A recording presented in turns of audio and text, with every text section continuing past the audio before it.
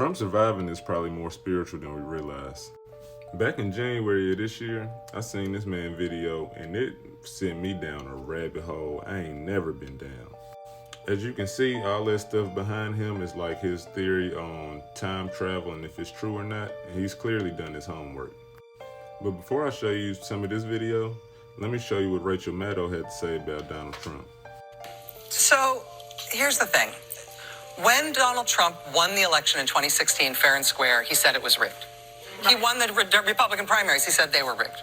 He ran for re-election in 2020. Before the election, he said it was rigged. Then when he lost the election, he said it was rigged. He does not like elections. He does not like voting as a system by which we decide who's going to be the president. Yeah, right. When he was running for re-election in 2020, the Republican Party decided they were no longer going to have a platform. They abolished their platform and said, our new platform is whatever Donald Trump wants, we're for that.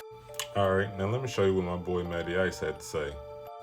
In 1888, a man named Ingersoll Lockwood wrote a book called Baron Trump's Marvelous Underground Journey, where a 10-year-old boy named Baron Trump, who has a mentor named Don, who is a rich man who lives on Fifth Avenue in New York City, he and Don travel to Russia to find a portal to a magical underground world.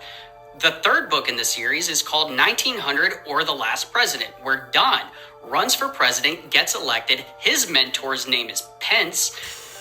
There are protests and riots in the streets because he's not a politician. He's a rich man. He fixes the economy, and they mess with the election of 1900. And when he goes to plead his case, he is silenced by the Speaker of the House. There's a lot of coincidences right there.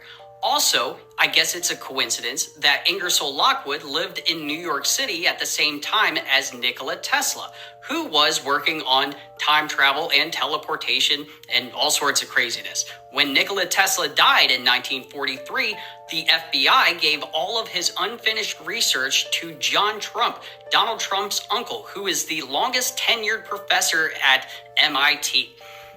He was given, I believe, 38 trunks of information. He only gave 35 back, stating that it was all theoretical. Interesting. I guess it's also a coincidence that IngersollLockwood.com is owned by John McAfee, who tweeted that he had 31 terabytes of information on the government. And if they ever whacked him, he had a dead man. Oh, fuck. Anyway, John McAfee said that he had 31 terabytes of information on the government that was connected to a dead man switch in his Miami penthouse. Less than 12 hours after he was found dead in his cell in France, a building in Miami just mysteriously just fell down. That's a coincidence, right? So, in 1888, Ingersoll Lockwood writes a book called Baron Trump's Marvelous Underground Journey, talking about time traveling. And Baron Trump has a mentor named Don. Baron Trump in real life is Donald Trump's son. And then in another book, it's called The Last President, where a rich man lives on Fifth Avenue in New York. Bro, why is it called The Last President? You seen what Rachel Maddow had to say at the beginning of this video, right? Certain things are just way more spiritual than we might imagine.